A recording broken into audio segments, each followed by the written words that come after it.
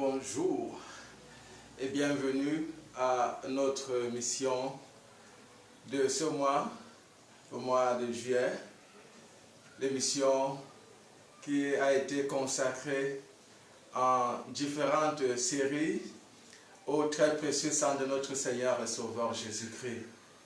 Et nous sommes très heureux de vous reconduire, replonger cet après-midi dans le très précieux, le sang d'amour, le sang de vérité, le sang de louange. C'est véritablement un moment d'adoration pour nous. Véritablement, même si nous sommes dans la causerie, dans l'entretien, c'est véritablement un moment de causerie, un moment de louange, d'adoration pour nous, parce que celui qui invoque le précieux sang, avec respect et vénération, même dans une causerie, est en train d'adorer Dieu. C'est un acte de vénération, c'est un acte d'humilité, c'est un acte d'adoration au Dieu qui a préféré que son Fils vint dans notre monde pour nous donner la vie par le biais de son sang. Bien-aimés, nous sommes véritablement contents de vous retrouver. Et aujourd'hui, comme vous le savez, nous voulons parler d'un thème qui nous est très cher. Et ça pourrait vous sembler curieux, pourrait vous dire, mais ça, c'est connu de tous, c'est connu de tous. C'est vrai, c'est vrai. Mais il y a quelque chose de particulier que nous voulons découvrir, mais surtout, toujours en référence au sacrifice du Christ, nous souhaitons que chacun d'entre nous trouve dans cet entretien un espace de temps pour reconsidérer le don de la vie et le don de la vie en Dieu et dans le très précieux sang de Jésus. Ce serait une sorte de particularité dans cette émission pour le futur de notre quotidien, de notre relation avec nos frères. Comment considérons-nous nos frères? Comment les prenons-nous? Comment les regardons-nous? Quelle est la place qu'ils ont dans notre vie? Vraiment, le Seigneur nous parle et nous parle à travers sa parole et à travers le quotidien de notre vie, le quotidien de nos actions, le quotidien de nos frères et de nos sœurs. Je voudrais déjà essayer de rappeler aux uns aux autres, particulièrement à ceux qui n'ont pas pu suivre l'émission de la semaine passée, je voudrais rappeler aux uns aux autres la thématique générale, la thématique qui nous a conduit tout au long de ce mois de juillet, mois de très précieux sang, notre Seigneur et Sauveur Jésus-Christ, portait sur quelques mots. Le sang de Jésus, le sang de l'agneau. Et parmi les thèmes que nous avons choisis, la semaine passée par exemple, pour aller un peu plus vite, je vous en prie, pardon, pour aller un peu plus vite, nous avons parlé du sacrifice des animaux. On s'est posé la question de savoir, le chrétien doit-il encore aujourd'hui sacrifier des animaux au nom de sa culture et de quelque motif que ce soit, ou d'autres motifs que ce soit? Est-ce que le chrétien peut encore le faire ou doit-il encore le faire? La parole de Dieu nous a entraînés à une réflexion, mais aussi à la prise de conscience de ce que celui qui est chrétien, il s'est engagé au Christ, il s'est engagé à vivre avec le Christ, il est une nouvelle créature, il ne peut plus rentrer dans les éléments culturels qui n'obéissent pas à l'évangile ou qui ne sont pas en relation étroite, en bon terme, si vous voulez que je parle ici, en bon terme avec l'évangile. Parce que l'évangile est pur, l'évangile est saint, et l'évangile est parole de Dieu, est Jésus-Christ. Et comme c'est Dieu qui donne aux êtres humains de vivre les traditions, les coutumes dans la culture, c'est ce même Dieu qui nous dit ce que nous devons faire. C'est ce même Dieu qui nous dit ce que nous devons considérer de bien et ce que nous devons considérer de mal.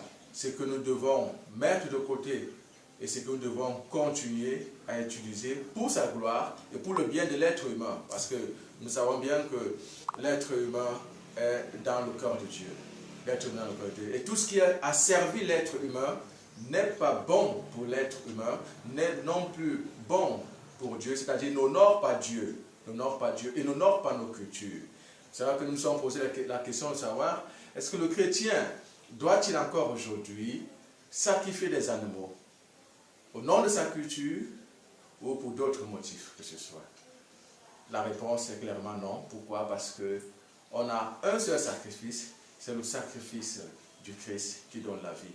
Et nous avons rappelé la parole de Dieu, plusieurs versets. En définitive, nous avons rappelé la parole de Dieu dans tirer la lettre aux Hébreux, chapitre 1, verset 1. On dit, autrefois, Dieu a parlé de diverses façons, de formes variées et fragmentaires, dans nos cultures, à nos patriarches, à nos parents, à nos patriarches, à nos ancêtres. Mais au dernier temps, il a parlé par sa parole. Il a parlé par Jésus, le dernier mot, la parole dernière, première de Dieu, qui vient tout rétablir, qui vient nous remettre dans la vie avec notre Seigneur.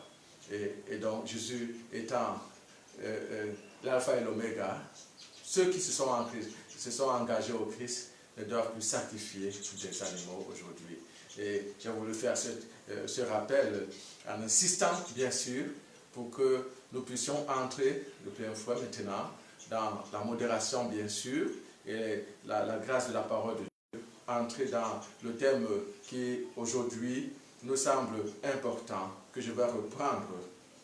Doit-on sacrifier les êtres humains aux divinités et ou au Créateur?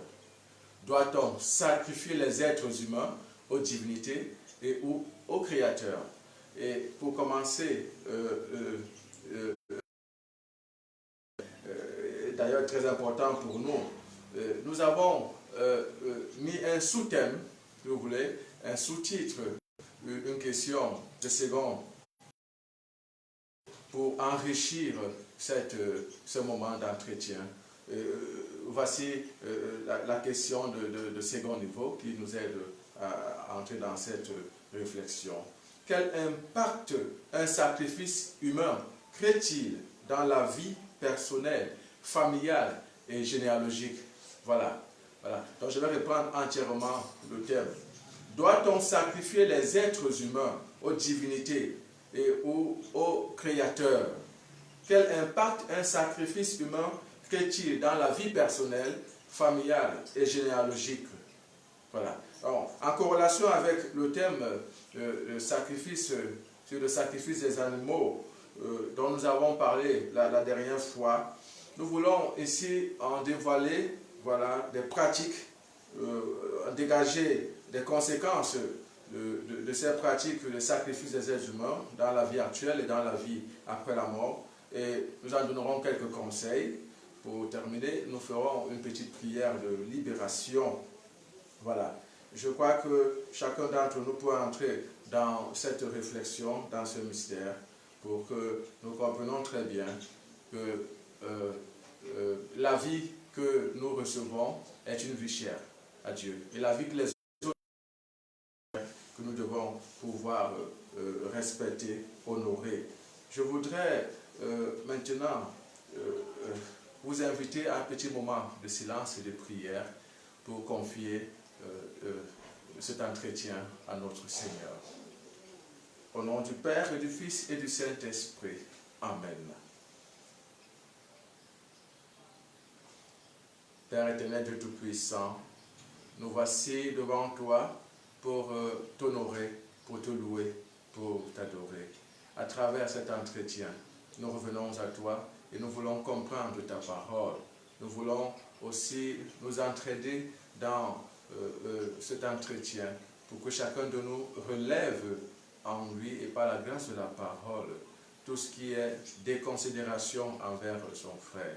Envoie dans ton Esprit Saint, dans la grâce de la puissance du Saint-Esprit, pour que, au nom de notre Seigneur Sauveur Jésus-Christ, nous soyons plongés, le monde entier, pas seulement nous ici présents, mais que le monde entier soit plongé dans le très précieux sang, le sang du salut, le sang de la bénédiction, le sang qui nous apporte la vie.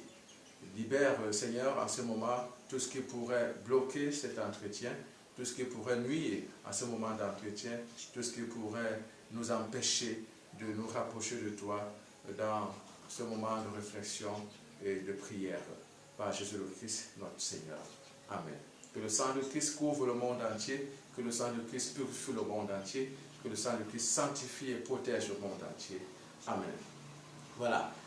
J'aimerais non pas commencer cette fois-ci par la parole de Dieu, mais comme je vous l'ai promis, la dernière fois, vous montrer une vidéo avec le sacrifice des êtres humains. Et je vais utiliser mon petit téléphone, je veux plus d'être indulgent. Et là, je ne voudrais pas montrer des images très brutes. Nous avons choisi quelques images. Je crois que les uns et les autres pourront les supporter. Après cela, nous entrerons dans la parole de Dieu pour continuer notre moment de réflexion, de prière, d'adoration. Voilà. Veuillez suivre, je vous en prie. Contre toute attente, les Barrakas et les Lascars ont réussi à transformer d'étroites bandes de terre fertiles en oasis verdoyantes.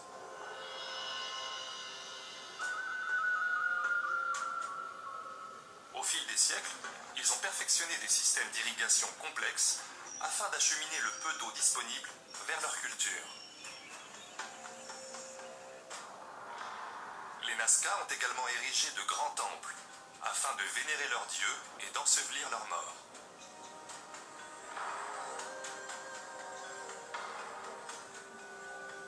Mais en 700 avant Jésus-Christ,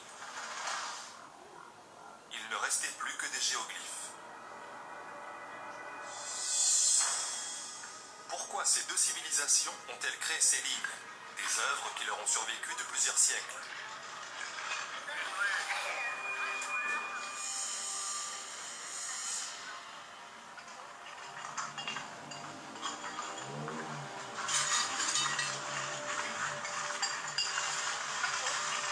Et pourquoi les Nazca ont-ils laissé enfoui dans le sol un corps sans tête et des centaines de crânes?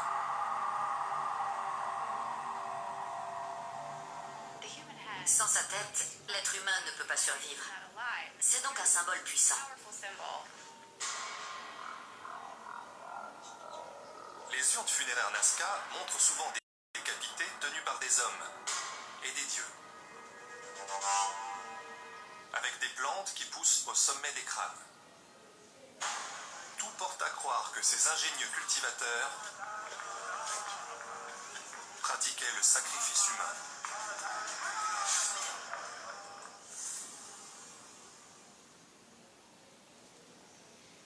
Voilà, je crois que vous avez bien suivi. Il s'agit là d'une première vidéo qui parle du sacrifice humain, voilà, chez les Nazca. Il y a une autre vidéo qui parle du sacrifice humain chez les Aztèques. C'est une vidéo un peu plus longue, mais on ne va pas tout voir, juste pour que vous ayez quelques mots dès le début. Voilà, voilà.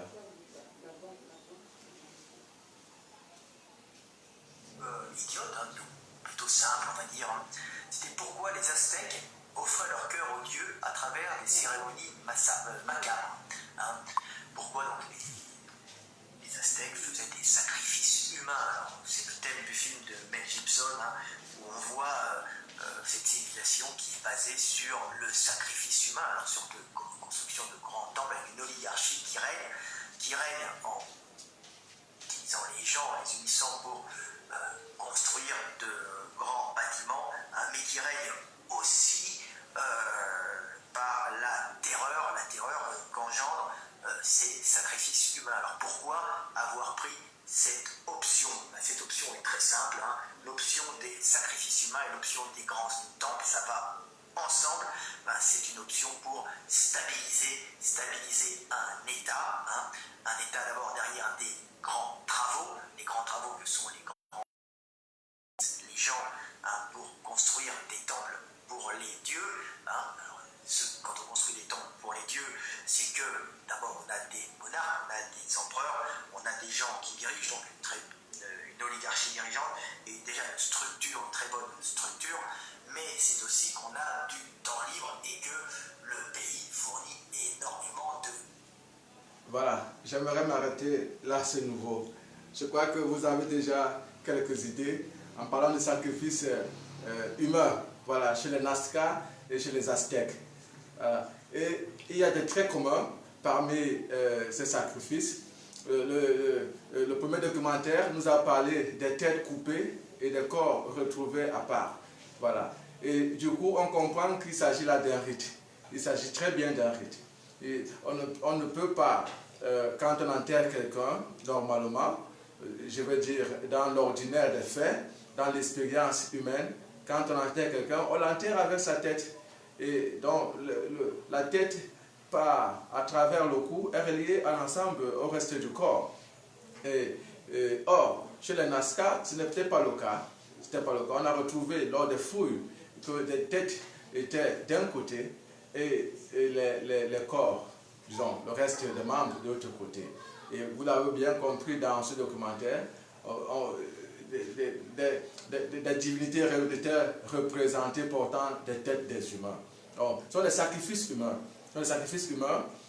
Ici, nous le comprenons très bien, des sacrifices humains qu'on fait pour honorer Dieu, leur Dieu, pas Dieu le Créateur, mais leur Dieu, leur divinité, parlons ainsi, si ce serait mieux, pour honorer leur divinité, pour honorer je dirais, leurs esprits ancestraux, ou leurs ancêtres tout simplement.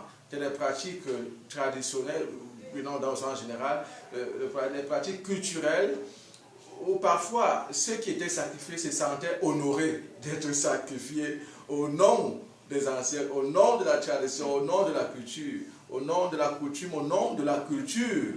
Ils se sentaient choisis, aimés par les leurs et par cette divinité. Et donc, ils y allaient tout étant contents. Tout étant contents. Et c'est pour cela que vous trouvez que ce ne sont pas tous les Nazca qui étaient sacrifiés. Il fallait quand même laisser une partie de l'humanité, de personnes procréées. Voilà.